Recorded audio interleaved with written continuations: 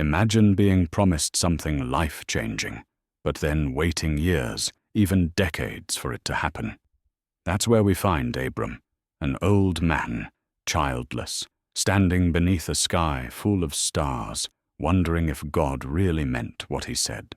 Then one night, God speaks to him. "Don't be afraid," he says. "I'll protect you. Your reward will be great." But Abram is honest. "What's the point?" he says. "I don't even have a son." God tells him to step outside. "Look up at the sky. Count the stars. If you can, that's how many descendants you'll have." And in that moment, Abram believes. To seal the promise, God makes a covenant, a sacred agreement. In a powerful vision, Abram watches as a blazing torch moves through a sacrifice, symbolizing God's unbreakable word. Years pass. Sarai, Abram's wife, grows tired of waiting. She tells Abram to sleep with her servant, Hagar, and he agrees. Hagar becomes pregnant, but tension explodes. Sarai mistreats her. Hagar runs away, but God finds her. An angel tells her, "God sees you. You'll have a son.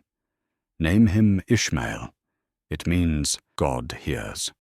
13 years pass. Abram is now 99, still no child from Sarai. Then God appears again. "You'll now be called Abraham, father of many nations, and Sarai will now be Sarah. She will give you a son."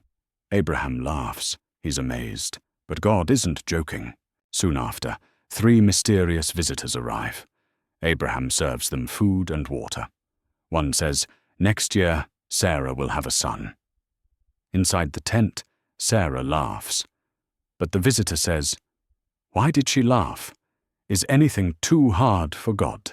God then shares a painful truth. He plans to destroy Sodom and Gomorrah because of their evil. Abraham pleads, "What if there are 50 good people there, or 40, 30, 10? Each time, God says, "If I find them, I'll spare the city." 2 angels reach Sodom. Lot welcomes them, but a mob turns violent. The angels protect Lot and warn him, "Get out! Judgment is coming." Lot and his family run, but his wife looks back. She turns into a pillar of salt. Abraham wakes and sees smoke rising. The cities are gone. But God kept his promise. Lot was saved. Later, Abraham and Sarah move again. Fearing for his life, Abraham calls Sarah his sister. The local king takes her, but God steps in and warns him in a dream. Sarah is unharmed. Abimelech, the king, returns Sarah and blesses Abraham. Through it all, God remains faithful. Even when Abraham stumbles, God protects the promise.